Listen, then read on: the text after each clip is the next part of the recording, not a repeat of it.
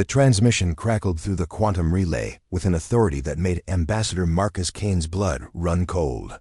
For 3 centuries, humanity had existed on the periphery of galactic civilization, acknowledged but never truly accepted by the ancient races who ruled the stars. Now, for the first time since humanity's discovery of faster-than-light travel, the Galactic Council was summoning a representative to their fortress station. Marcus stared at the holographic display floating above his desk, its alien symbols pulsing with an ominous crimson glow. The message was brief, almost dismissive in its brevity. The Council requires the presence of humanity's finest representative. You have 72 standard hours to arrive at Station Apex. This summons cannot be declined. Ambassador? Dr. Lisa Park, his chief xenobiologist, stepped into his office without the usual announcement. Her face bore the same troubled expression that had haunted the entire diplomatic corps since the message arrived. The analysis is complete. This isn't a standard diplomatic overture. Marcus gestured for her to sit, though he remained standing, pacing behind his desk like a caged predator. At 45, he had spent half his life navigating the treacherous waters of interspecies politics. But something about this summons felt different. Final. Tell me, he said simply. The transmission patterns match historical records from the Hegemony Wars, 1,500 years ago. Back then, the Council would summon species to Station Apex for what they called final arbitration. None of those species exist anymore, Marcus. Not one. The weight of her words settled over the room like a funeral shroud. Marcus had studied those ancient conflicts during his years at the Diplomatic Academy, but they had always seemed like distant history, cautionary tales from a more barbaric age. The idea that the Council might still employ such methods seemed almost impossible to believe. How many species? He asked quietly. 47 that we can verify, possibly more. Lisa's voice barely rose above a whisper. Marcus, I think they mean to end us. The silence stretched between them, broken only by the distant hum of the stations. Life support systems. Earth's orbital diplomatic platform had been humanity's proudest achievement, a testament to their growing presence in galactic affairs. Now it felt fragile, vulnerable, like everything else humanity had built among the stars. Who else knows? Marcus asked. Just the inner circle. Director Hayes wants to keep this classified until we understand more. Lisa leaned forward, her hands clasped tightly together. But Marcus, there's something else. Something that might give us hope. Every great bond starts with a single moment of courage. Cosmic Whispers is just beginning, and your support matters. If you love emotional sci-fi tales, forbidden connections, and stories that stay with you, hit subscribe. It's free, and it helps us bring more stories from the stars to you. Marcus raised an eyebrow, waiting for her to continue. The timing. Why now? Humanity has been expanding, yes, but we're still centuries behind the major powers. We pose no threat to the Council's authority. Lisa pulled up a stellar map, highlighting human colonies in blue against the vast territories of the ancient races. Unless they see something in us that we don't see in ourselves. Or something they fear, Marcus murmured, studying the display. Human space was indeed small compared to the mighty empires of the Zephyrians, the crystalline Nexari, or the energy beings known as the Vorthan Collective. But it was growing, and more importantly, it was different. Where other species had conquered through superior technology or overwhelming force, humans had succeeded through diplomacy, trade, and an almost supernatural ability to find common ground. With radically different life forms, they had brokered peace between warring factions, facilitated trade agreements that everyone said were impossible, and somehow managed to carve out a niche in galactic society despite their relative technological inferiority. I need a team, Marcus said suddenly. Small, versatile, and completely trustworthy. Already assembled, Lisa replied with a slight smile. Tom Bradley from Strategic Analysis. His pattern recognition abilities are off the charts. Anna Reed. From the Cultural Exchange Program, she has more experience with Council protocols than anyone. And myself, of course. Marcus nodded slowly. 4 humans against the most powerful entities in the galaxy. The odds were absurd, but then again, humans had never been particularly concerned with odds. How long until we reach Station Apex? 68 hours if we leave within the next 4 hours. The modified courier ship Eclipse is already being prepped for departure. Marcus walked to the large viewport that dominated one wall of his office, gazing out at the blue marble of Earth hanging in the void below. Somewhere on that world, 8 billion people went about their daily lives, unaware that their entire species might be about to face judgment from powers they couldn't even comprehend. "Then we'd better not keep the council waiting," he said, turning back to Lisa with a grim smile. "Time to show them what humans are really made of." Station Apex defied human comprehension in both scale and architecture. As the Eclipse approached the ancient structure, Marcus felt his breath catch in his throat. The station wasn't built so much as grown, its biometallic surface pulsing with veins of energy that had been flowing for millennia. Sections of the structure phased in and out of normal space-time, existing in dimensions that human science could barely theorize about.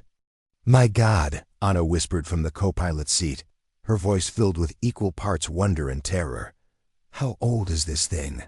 "Conservative estimates put it at 50,000 years, Tom replied, his fingers dancing across his analysis console. "But the quantum signature suggests it might be significantly older. The council races have been using this place since before human civilization began." The docking process was handled entirely by the station's automated systems, their ship guided into a berth that seemed to reshape itself around the Eclipse's hull. As they prepared to disembark, Marcus felt the weight of history pressing down on them. How many other species had made this same journey, filled with hope or fear, only to disappear into the void of forgotten civilizations? The airlock opened to reveal a corridor that stretched beyond the limits of human vision, its walls adorned with the symbols and artistic expressions of countless extinct species. Each marking was a gravestone, a final testament to races that had once reached for the stars, only to fall silent forever. Their escort arrived without fanfare, a floating sphere of crystalline matter that spoke in harmonics that bypassed their ears entirely, transmitting meaning directly into their minds. The sensation was deeply unsettling, like having thoughts that weren't quite their own. "The council awaits," the entity communicated. "You will follow designated pathways. You will not deviate. You will not record. You will not transmit." They walked in silence through corridors that seemed to shift and change when they weren't looking directly at them. The station's architecture was clearly designed to intimidate, to remind visitors of their insignificance in the face of such ancient power. But Marcus had spent years studying the psychology of intimidation, and he recognized the tactic for what it was, a sign of insecurity. The council chamber was a vast sphere suspended in space, its transparent walls offering a view of the galaxy itself. 5 beings waited for them, each representing one of the founding races of galactic civilization. They were so alien that Marcus's mind struggled to process their forms. The Zephyrian appeared as a constantly shifting cloud of metallic particles. The Nexari resembled a living crystal formation that sang with harmonic frequencies, and the others were even more incomprehensible. Humans, the voice came from everywhere and nowhere, a collective consciousness that spoke as one. "You stand before the council that has guided galactic civilization for 60,000 years. Your species has been judged and found curious." Marcus stepped forward, his diplomatic training taking over despite the surreal circumstances. "Honored. Council, humanity accepts your invitation with gratitude and respect. We come seeking understanding and continued peaceful coexistence." The response was something that might have been laughter, if laughter could sound like the death of stars. Peace, coexistence, such quaint concepts from such a young species. "Do you know why you are here, human Marcus Kane?" "To represent my species before your wisdom," Marcus replied carefully. "You are here because you have become an anomaly. Your species spreads not through conquest or superior technology, but through something far more dangerous: hope. You inspire other young races to believe they too can matter in this galaxy. This cannot be permitted." The chamber's walls suddenly displayed images from across human space colonies thriving on worlds deemed uninhabitable, peace treaties between species that had been at war for centuries, trade networks that benefited everyone involved. But the council's narration turned each achievement into evidence of humanity's guilt. 3 tests, the collective voice continued. Pass all 3, and your species may continue to exist in designated sectors under Council oversight. Fail any. 1. And humanity will be cleansed from the galaxy as efficiently as we have cleansed 47 species before you. The first test materialized around them, a complex logical puzzle that seemed to exist partially in normal space and partially in dimensions that human mathematics couldn't describe. The Nexary's crystalline form chimed with what Marcus realized was condescension. Your primitive neural architecture cannot possibly comprehend the elegant solution. Observe how true intelligence operates. But as the test began, Marcus noticed something the Council had missed. Tom's eyes were tracking patterns in the puzzle that the ancient beings couldn't see, his human brain making connections that their vast computational powers had overlooked. Where they saw only logic and mathematical precision, Tom saw something. More human creativity, intuition, and the ability to think outside established parameters. I need 5 minutes, Tom whispered. Marcus nodded, then addressed the Council with diplomatic formality. Honored beings, might we request a brief period to study this challenge? Even the wisest students benefit from careful observation. The pause that followed felt eternal, but finally the collective voice responded with what sounded like amused tolerance. Very well, 5 of your minutes. Then we shall witness the limitations of human cognition. As Tom worked, Marcus began to understand the true nature of their situation. This wasn't a test of worthiness, it was an execution disguised as fair judgment. The Council had already decided humanity's fate long before they arrived at Station Apex, but they had made one crucial mistake. They had underestimated the one thing that made humans truly special in the galaxy, their refusal to accept that anything was truly impossible.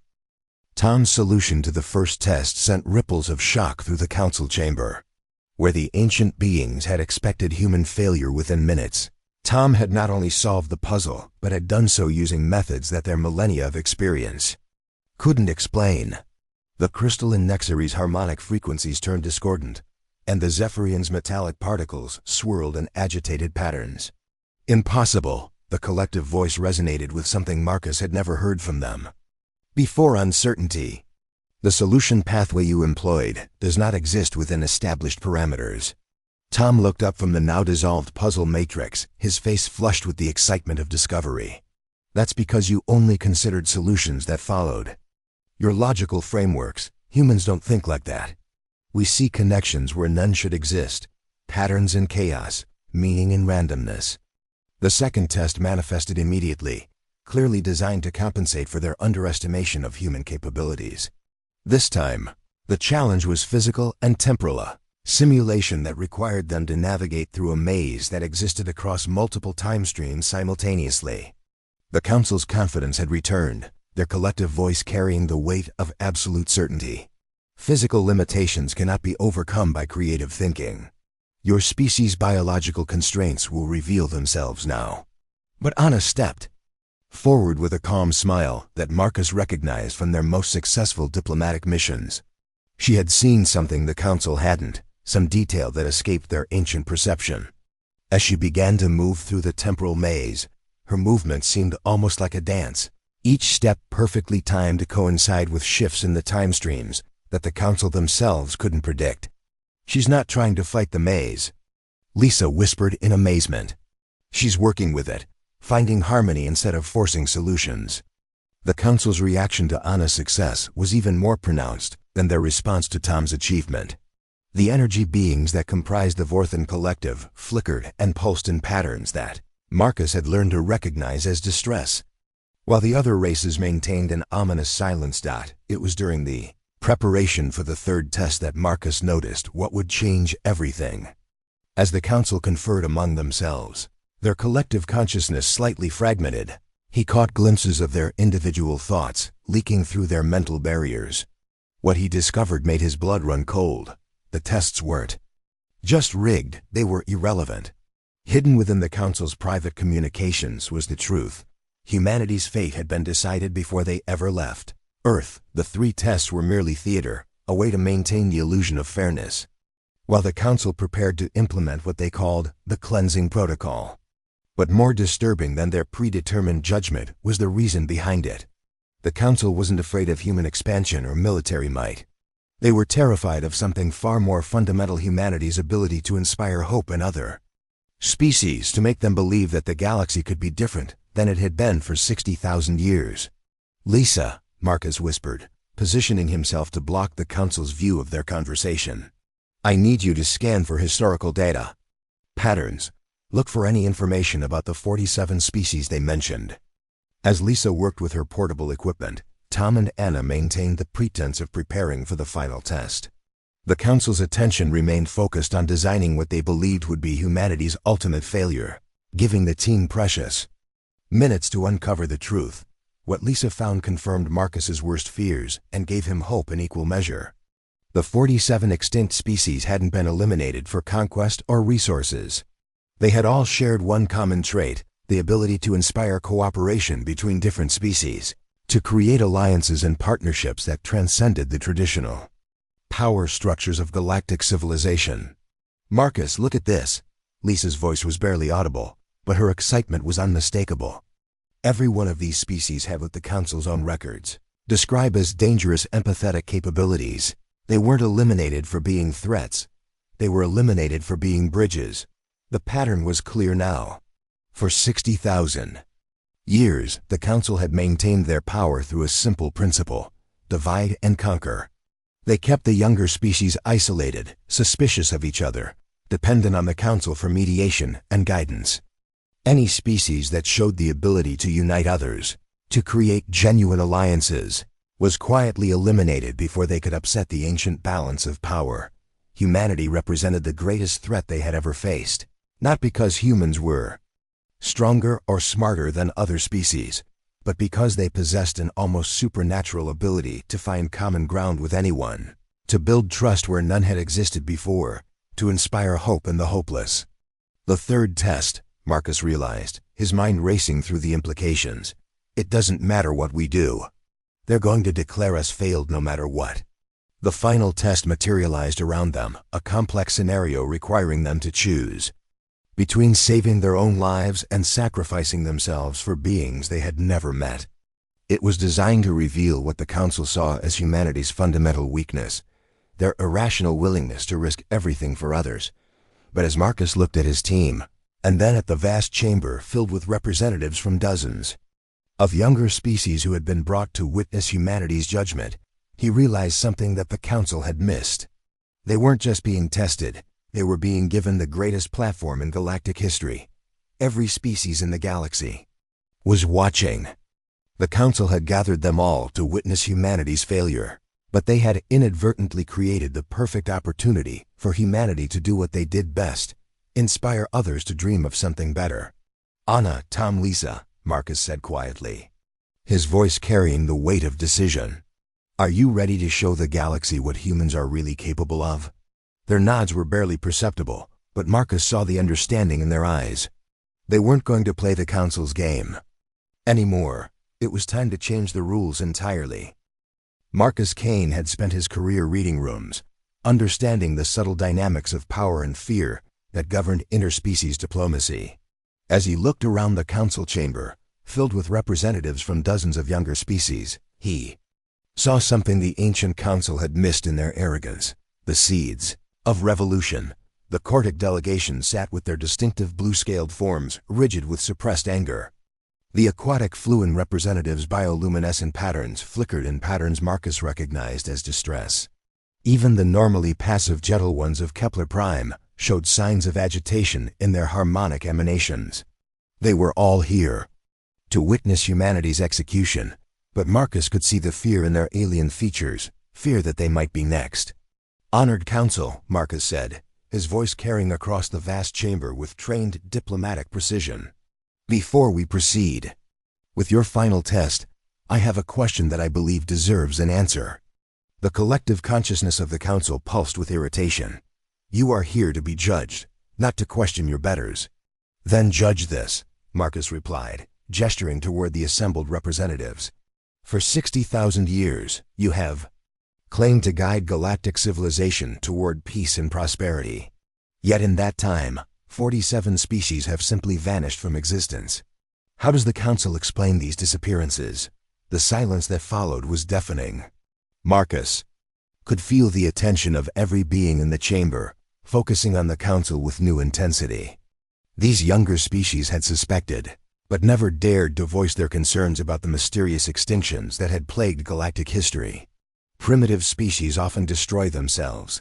The Nexary's crystalline form chimed dismissively. The galaxy is harsh. Not all are worthy of survival. Really?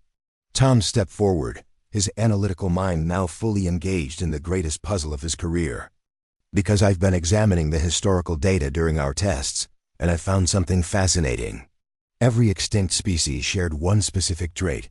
They were all skilled at creating alliances with other species, at building bridges between different cultures.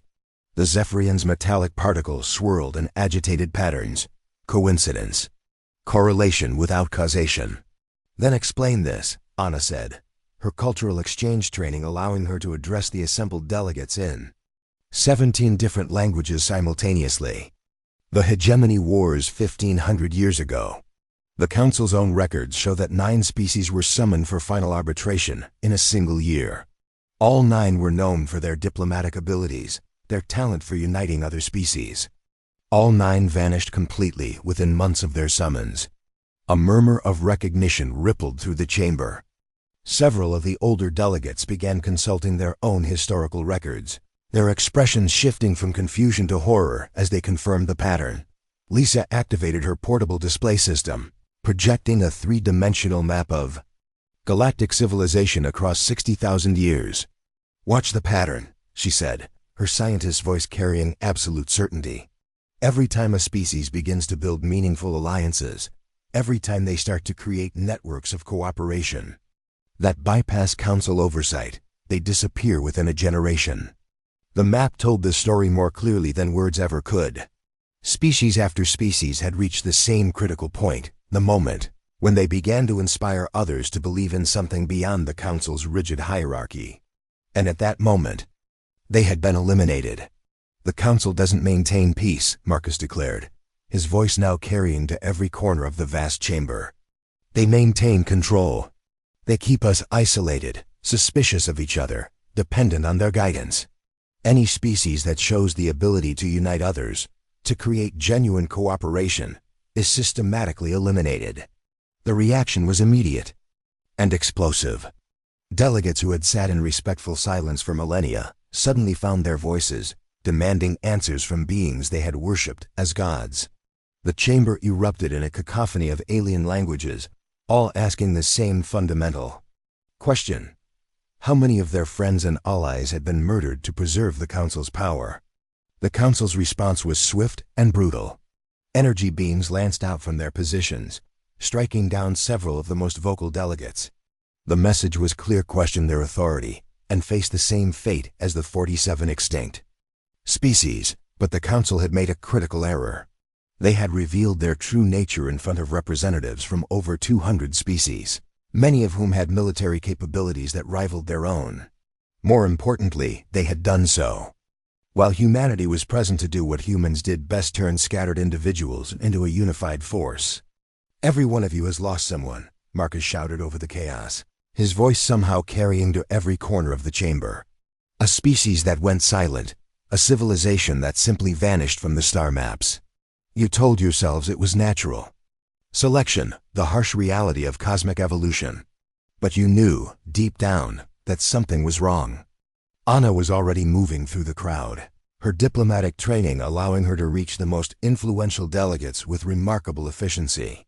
Tom was coordinating with their technical experts, sharing the data that proved the Council's crimes. Lisa was treating the wounded, her medical skills making her a focal point for species seeking leadership in the chaos. But it was Marcus who provided the spark that would ignite a galactic revolution. Standing at the center of the chamber, surrounded by beings who had never dared to dream of challenging their ancient oppressors, he spoke the words that would echo across the galaxy for generations to come. "The Council calls us primitive, young, unworthy of their consideration. But they're wrong about what makes us dangerous. It's not our weapons, or our technology, or our numbers. It's our absolute refusal to accept that tyranny is inevitable, that suffering is natural, that some beings are born to rule while others are born to serve. The energy beings of the Vorthan collective flickered with uncertainty as Marcus continued. Humans have a saying, "The only thing necessary for the triumph of evil is for good beings to do nothing." For 60,000 years, you've done nothing while your friends and allies disappeared. Today, that ends. The chamber erupted into something that had never been seen in galactic history, a spontaneous alliance of younger species, united not by conquest or coercion, but by the simple recognition that they deserved better than the Council's tyrannical rule.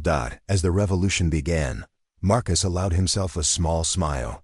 The Council had summoned humanity to Station Apex to eliminate the greatest threat to their power. They had succeeded beyond their wildest nightmares, but not in the way they had intended.